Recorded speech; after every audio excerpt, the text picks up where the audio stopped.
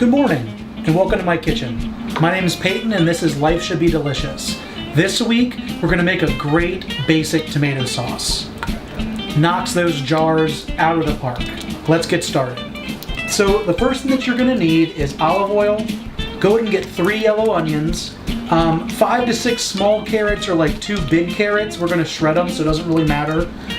Some kosher salt, fresh basil or dried, oregano, fresh or dried, thyme, fresh or dried, some black pepper, some fennel seeds, balsamic vinegar, need about 2 tablespoons, 2 cups of vegetable stock or chicken stock, it's entirely up to you, 3 cans of crushed San Marzano tomatoes.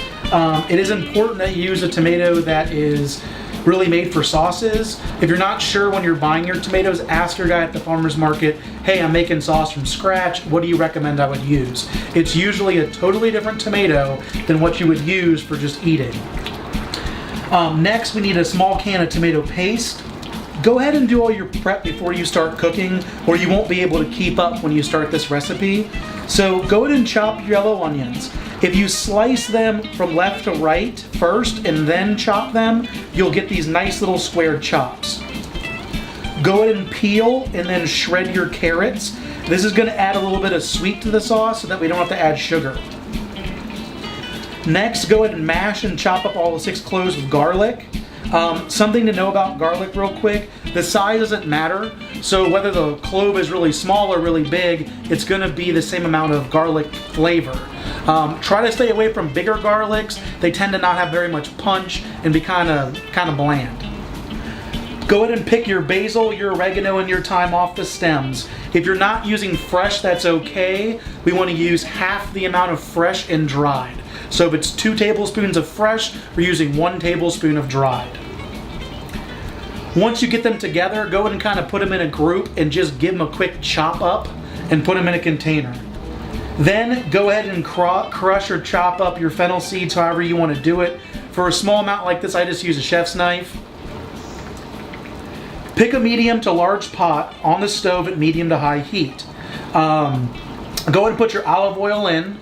Once your olive oil starts to shimmer, go ahead and throw your onions in and cook for 4 minutes, stirring every minute. We're not trying to brown the onions here, we're just trying to soften them up and make them translucent. If you're browning, the heat is too high. Once you've done that, go ahead and throw in your carrots, your garlic, your salt, your basil, your oregano, your thyme, your black pepper, fennel seeds, and cook them for about 2 minutes. Again, go ahead and stir it at least once. Then go ahead and stir in your balsamic vinegar and let it cook for about a minute. Then go ahead and crank your heat and throw in the broth, the 3 cans of tomatoes, and your tomato paste. Go ahead and stir this stuff up and bring it to a boil.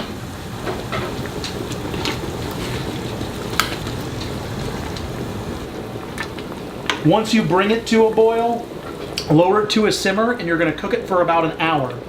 Now, you need to stir it about every 10 minutes. So I usually just set an alarm for every 10 minutes. Do that 5 or 6 times and I'm done. Quick note, when you're stirring, go ahead and scrape the bottom of the pot. If you feel stuff to start sticking, your heat is too high. You need to turn it down or you got to start stirring it more often, one of the two. Once it's all cooked down, go ahead and give it a taste. It might need more salt. This is your time to do your thing. You've got a really great basic recipe here that if you want to do a basil sauce or a garlic sauce, this is the time that you can add it slowly and kind of taste it and see where you're at. For this is perfect for me. I use it on anything you can think of. Thank you for watching this episode of Life Should Be Delicious. Quick tip. You can't put this in the fridge the way that it is with a lid on it. If you do that, it's going to trap all the steam and it'll make it go bad. So you need to either put it in the fridge without a lid on until it cools, put a lid on it, or let it cool off completely on the stove, then go ahead and jar it and put it in there. But you can't have something steaming go into the fridge with a lid on it. I hope you enjoyed this week's episode of Life Should Be Delicious, and I'll see you next week. Thanks so much.